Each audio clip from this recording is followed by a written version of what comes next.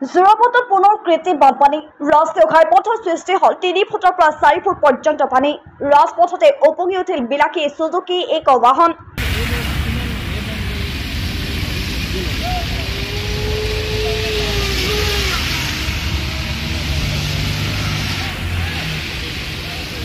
এটাক মুহলধাৰ বৰষুণৰ পিছতে গুৱাহাটীৰ পৰা উজনি অভিমুখী যোৰাবাটৰ ২৭ নং ৰাষ্ট্ৰীয় ঘাইপথত বুৰিল কৃত্ৰিম বানত আনহাতে কৃত্ৰিম বানত যোৰাবাটৰ পৰা চিৰাং অভিমুখী ৰাষ্ট্ৰীয় ঘাইপথ চোৱা বন্ধ হৈ পৰিছে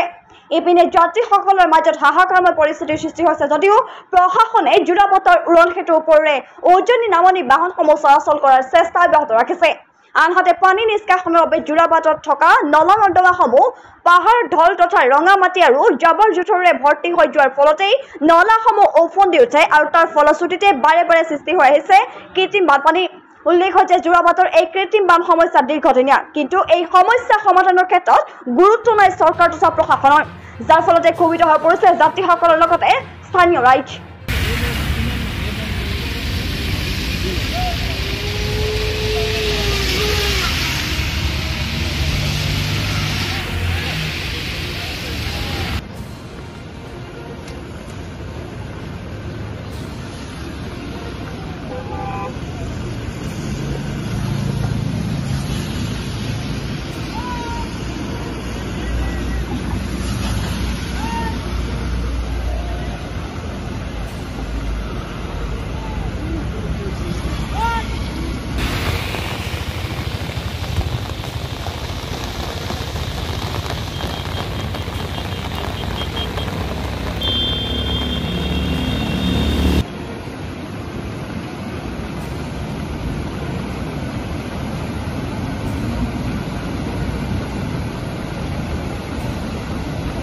Thank you.